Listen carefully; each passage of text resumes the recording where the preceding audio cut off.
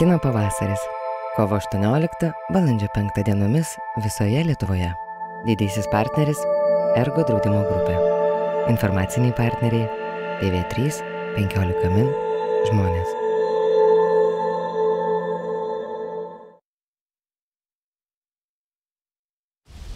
Mūsų karta pirmoji supratusi, kaip iš lėto kenkiame gamtai.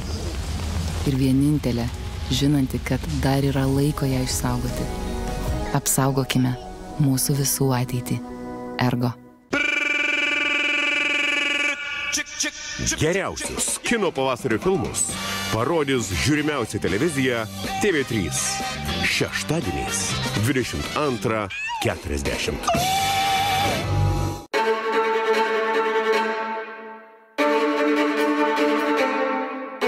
Festivalis Kino pavasaris jūsų namuose. Visus filmus žiūrėkite Telia televizijoje jums patogiu metu.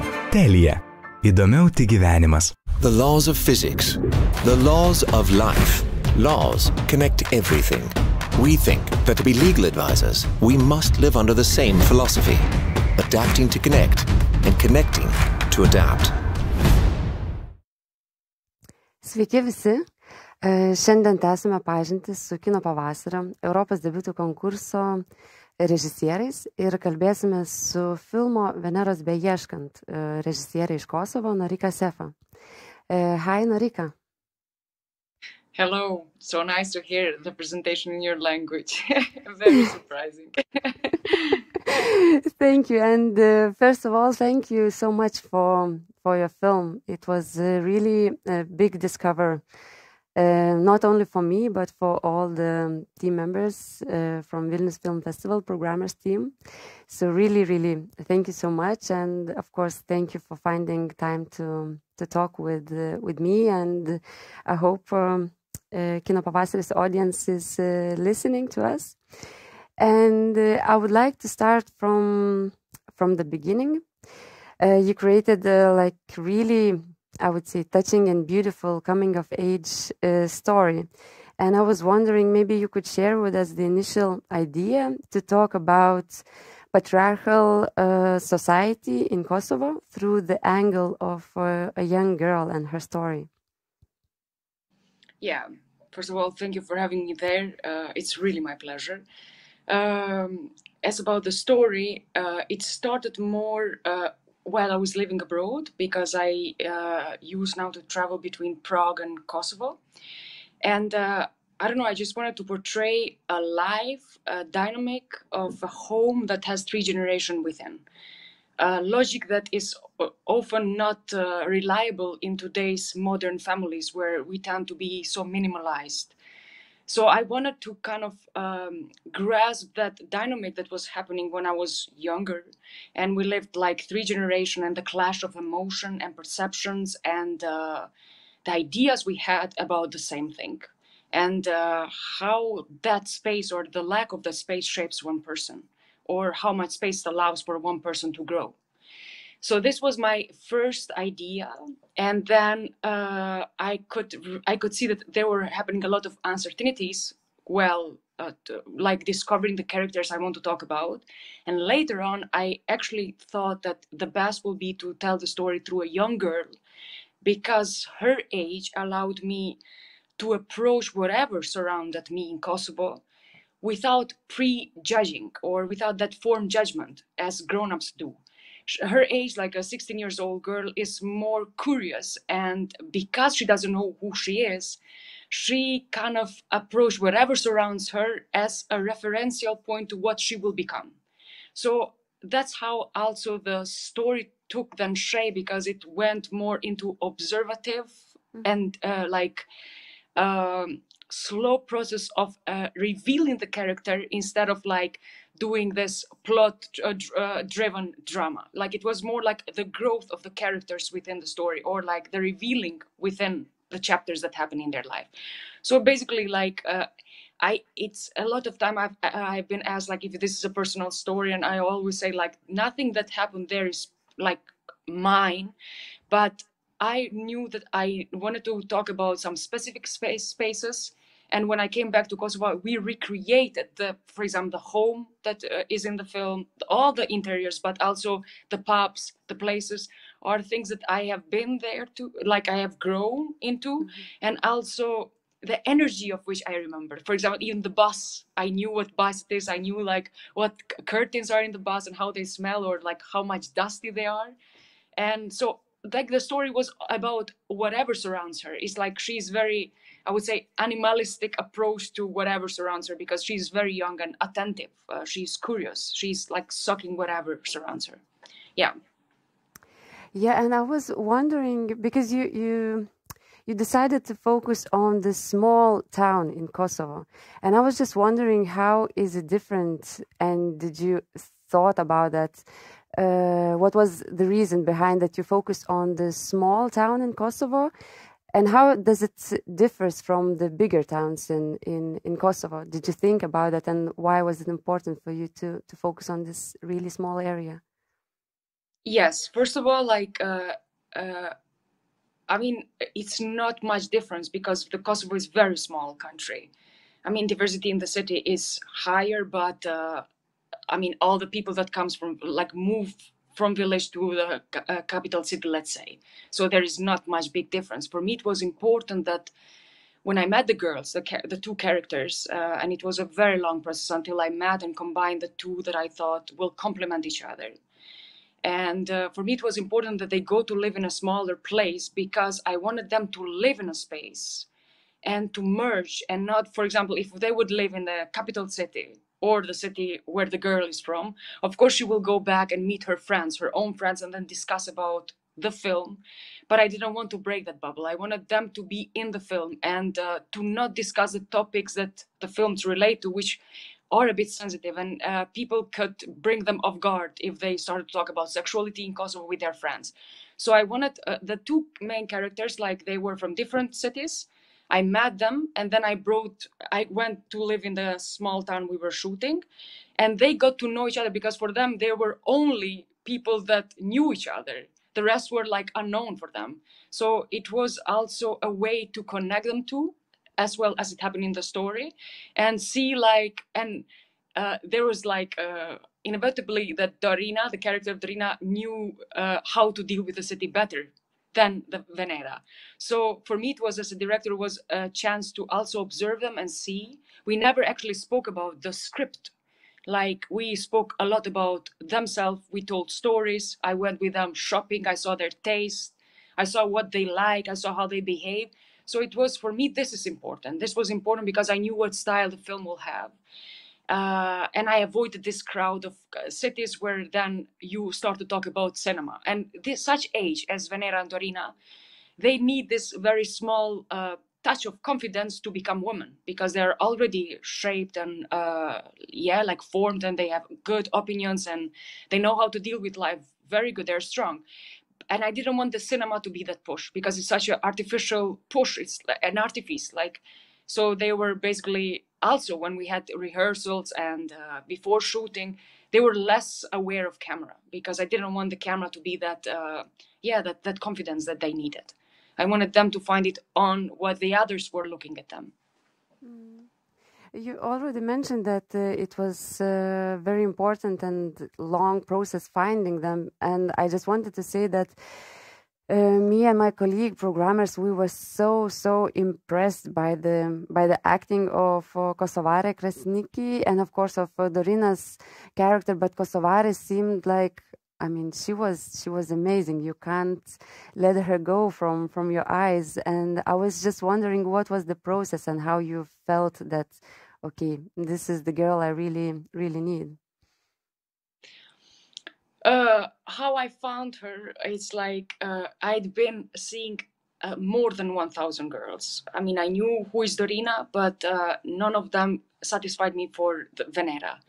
I don't know, it was the combination of this, like, being aware of too many things that the other girls had. They were aware that you could not talk to them like let go of some things, like being purely the age. And this girl, this Kosovar, I found her singing in the street. And by the way she was singing, like, she was not knowing that the others could hear her. I mean, it was a very beautiful moment when I met her, and I ran around to meet her. And by the time my producer thought I'm like crazy, I will never find Venera, because even the title was a bit tricky, looking for Venera. We were so afraid of this, because are we gonna find Venera or no? But then when I met her, it was also a very long process, because I didn't want to give her too much information immediately, because for me it was important that she grew within the film. She had to meet different characters, and I think like if I could name something that I aimed and I achieved to do with the film, is that instead of following a story or this kind of cause and consequence, I think this is a film that requires a different relationship with the audience, because much more than characters, like they don't change that much. Who changes for me is like more the audience. They know the characters better, and then they change the way they see the characters. So for me, it was important that I worked with Kosovo, like slowly revealing. I knew her because I stayed with her long before shooting, but it was mostly like, what do I pull out like until the end, and have this crescendo in the film, because I feel like she grew by the end of the film. I mean, I could see her also in rehearsal. She got like this boost, and she could tell you what to do, and I enjoyed seeing her growing up. It was very beautiful. So yeah, I'm glad that all of you like saw it and appreciated that. Really glad.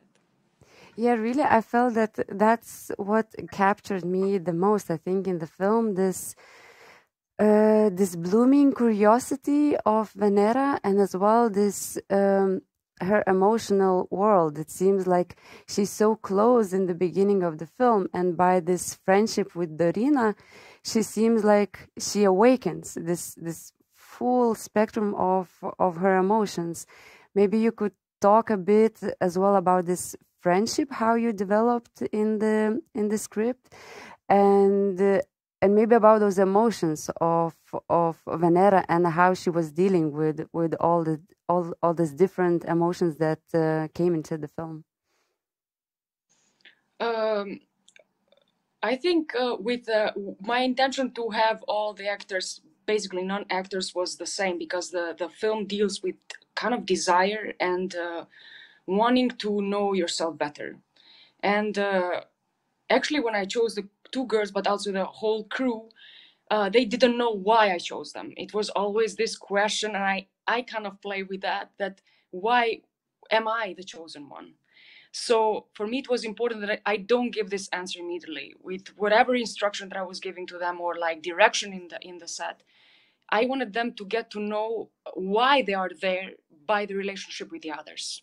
And this is maybe why the film took a bit shape like documentary. Sometimes they refer to this observative documentary mode. It's completely fiction, it's written, but the same was with two girls. I knew that Venera is like, she needs this confidence, and she needs to be proven for what she is. And Dorina didn't care about that. She just, but in the end, like, Dorina needed more to be proven, because her talkative, sense, she wants to be heard. And I think they slowly merge into this. And also the film is about that Venera, in the end, she is different. Maybe she's not that much different, but she doesn't need the others to tell her who she is. You know, and while I think she was very sensitive as a human being, she could grasp it. And while the others, for example, the mother, you know, I laugh with the father, there are often these nuances that you see in the characters that really they don't know how to react. And I was letting them find that rhythm among each other. I worked with them separately, and then when they entered the set, they knew the direction, but none of them knew what the other knows. So basically they were like, and with working with non-actors, they don't really end up to this trap of revealing emotions by defining, okay, so I'm going to play this. But they allow this very range of like nuances of emotionally expressing something. And because it's a film about desire, like you cannot tell desire with one way or another. You have to have all these layers of body moving, of what is going in background. It's like how to say, like the experience of the present moments is never isolated. You have a lot of other, like you feel like, oh, there have been things happening before and after the scene. And this for me, it was important. And this happened before actually the camera started to shoot, like in the rehearsals. Yeah.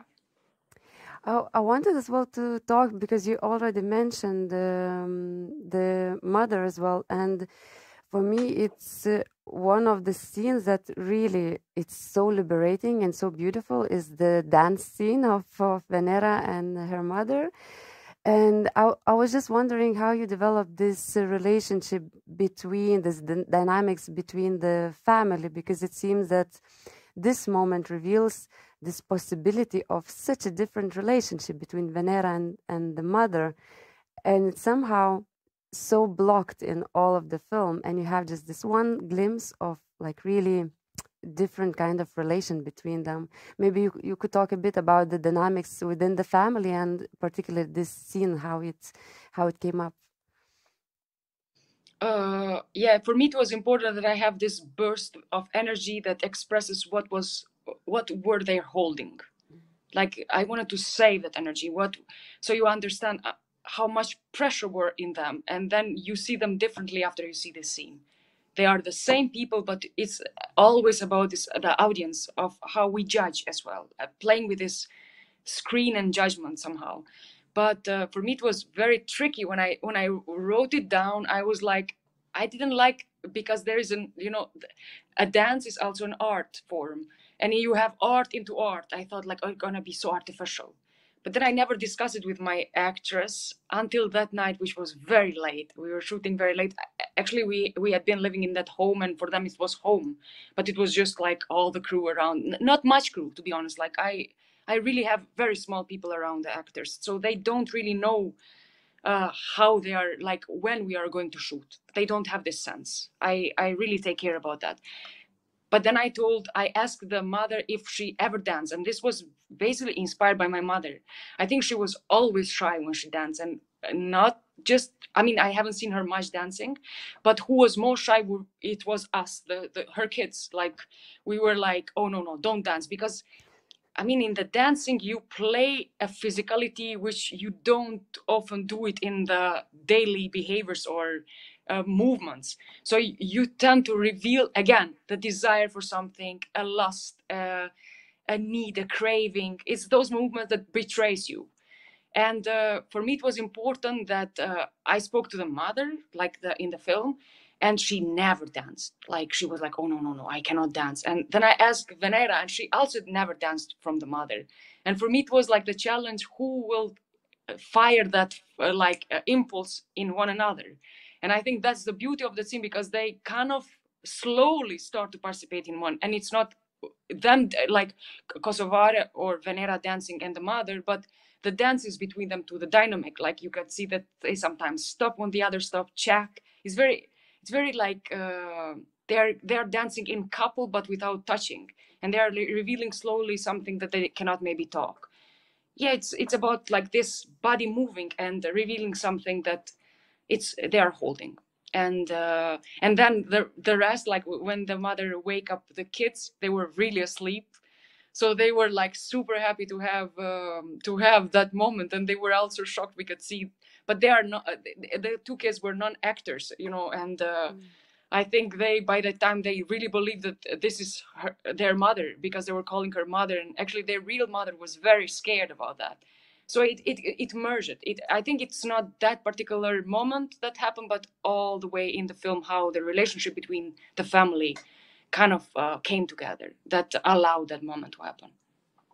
Could you talk a bit as well about the figure of the father and about the two boys? Because it seems that, at least for me, it seems that the father is this figure which is really caring. He has this care for Venera and for all of his family, but in a way, he's the one who really blocks this true connection between all of them. Maybe you could talk a bit about the figure of the father, and maybe later about the two very different boys in Venera's life.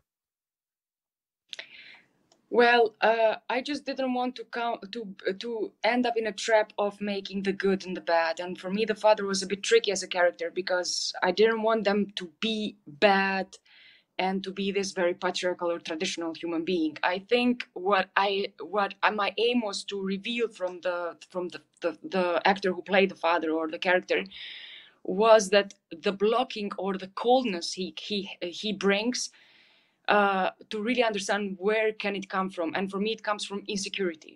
In the end, you feel pity about him, you know, like, or like you feel like he doesn't know how to do it. It's not that he doesn't want to do it.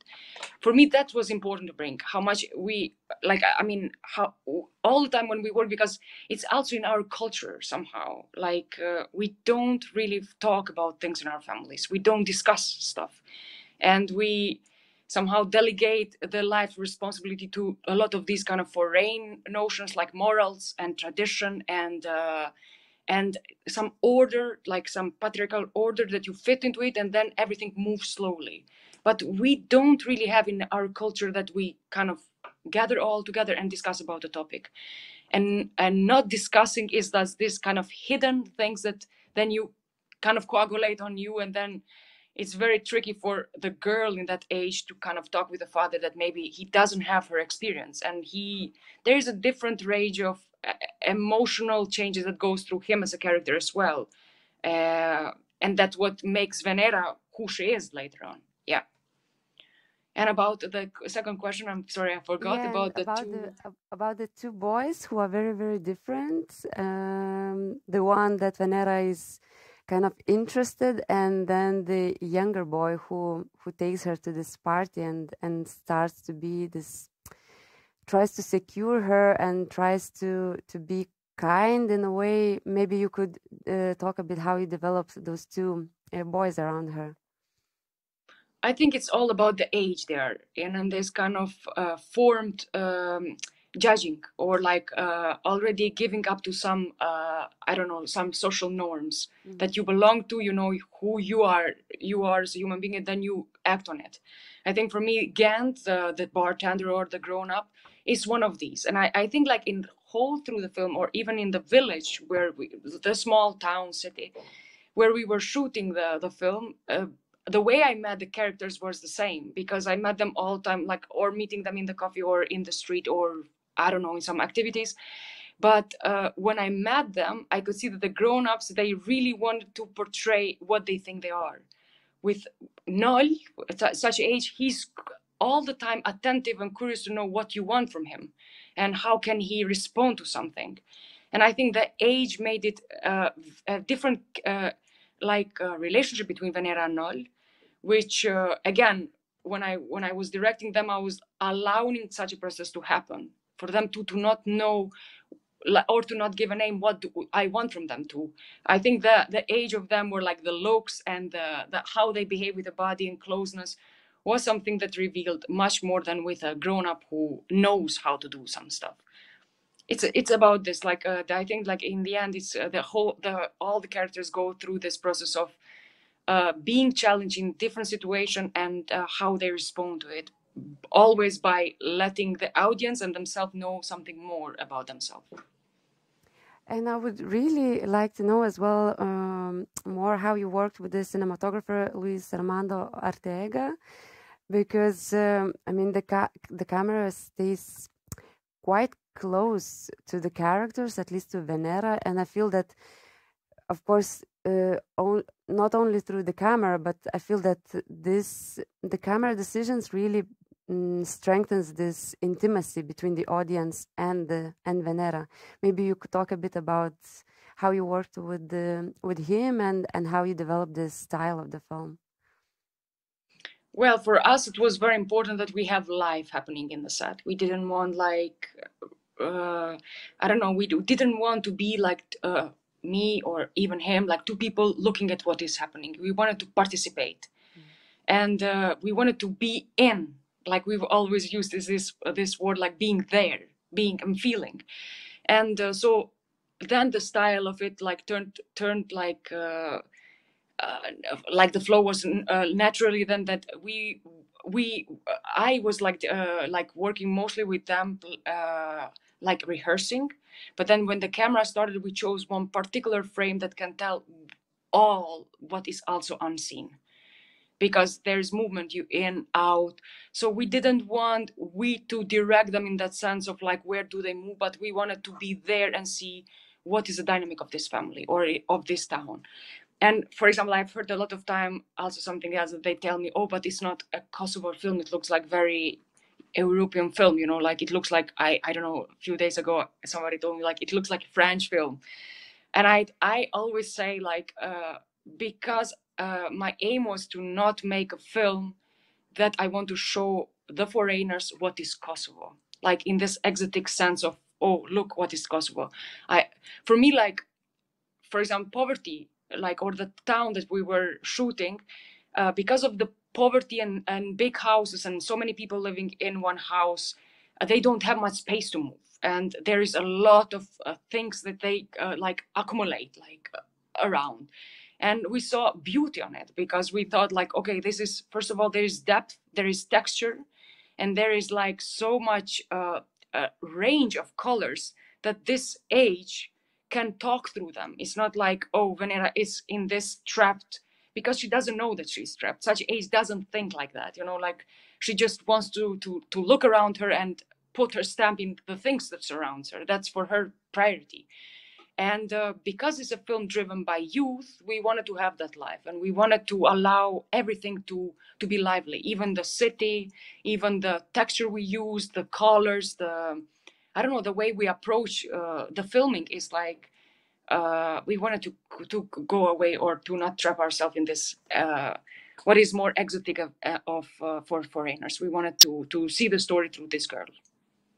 I think you really, really succeeded, because I remember after watching, I was thinking that this is not, and I wouldn't call it, oh, it's like French or whatever. I wouldn't even think about it. I felt like it's really kind of authentic look to the specific place, to specific people. But on the other hand, it doesn't seem to, you know, play with some of the cliches you've seen already in from Kosovo films or from other countries around.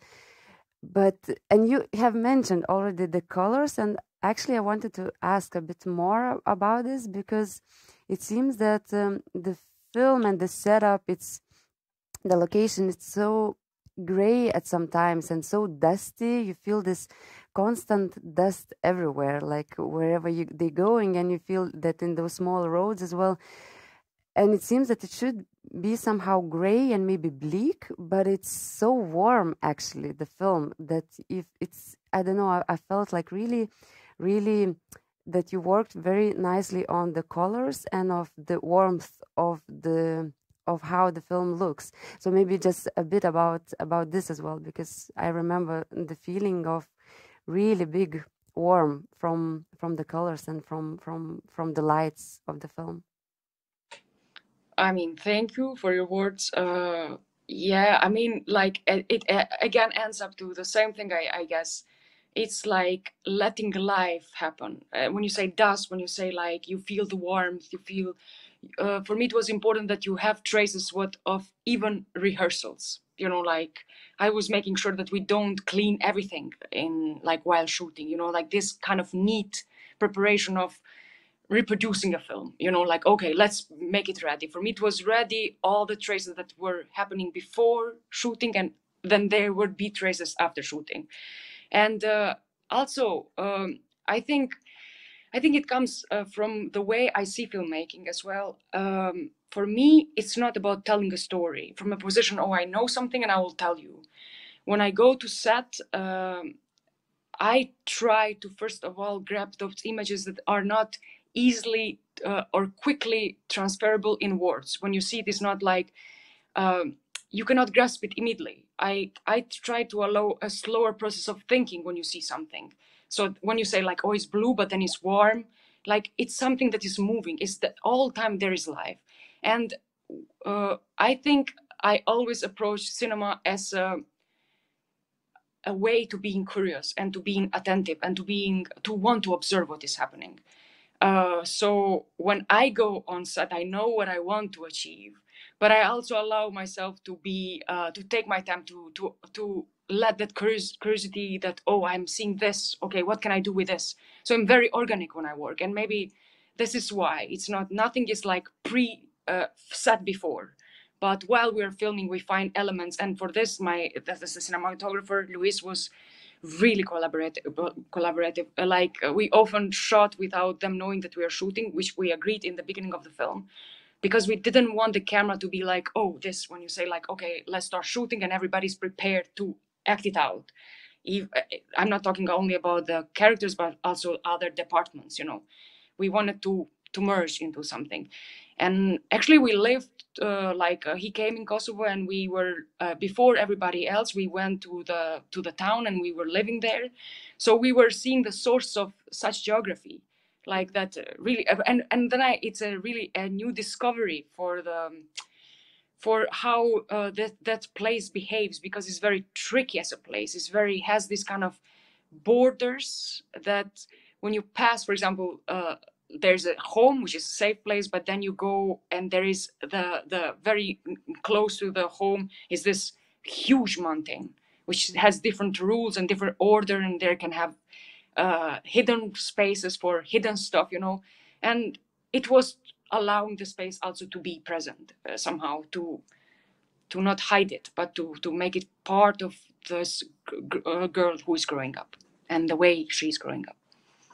Yeah, I remember the beginning of the. No, it's thank you for your answer. The beginning, I remember in the beginning of the film, I was so tense. Like the opening scenes on this mountain, it was like, whew, I thought, what kind of story I'm gonna see from there? But later on, this tension really came into some kind of much more nuance and very, very beautiful emotions in the film. But when you mentioned this, that there is this big mountain and some kind of safe place and then something hidden, so now it makes a lot of sense, this change between the locations and within the small area. Well, this is kind of an absurdity of small places or narrow mentalities, that you kind of live in some morals and norms and rules, but the geography of the place doesn't allow you to be that safe or like neat and I don't know, like to be too clean, as I would say. It's not the right word in English, but you know what I mean. Like it's like the geography of the space has its own rules, how you behave, and also when you are in mountains or in those roads that you are walking, you cannot behave as like the parents want Venera to behave, because it's such a rough place to be, and it's really it develops you more animalistic approach to things, because you don't know what you expect. It's very. I have the same feeling when I am here. It's like it's a completely different way I would behave in Prague, because it's like such a territory that doesn't allow you to be too conscious about what is happening. And to end this conversation, I was just wondering, because all of the cast is non-actors. I was wondering, when you watched the film with them or when they saw the film, what were the reactions? Because it's always so kind of interesting when, you know, the actors are used to see themselves, and still it's always a new experience to see themselves in some roles. But with non-actors, I imagine that this is like really very, very rich and different experience. Maybe you could share a bit how they reacted to the film. To be honest, like they haven't seen the film because no, I mean, the two girls saw the film when they came from. We had a Q&A. They saw a bit of the scenes, but I think they are waiting all to see it in a big cinema, because they don't want to. It's still very maybe too fresh for them, and I'm protecting actually in which time in their life, especially the main character, the film comes out.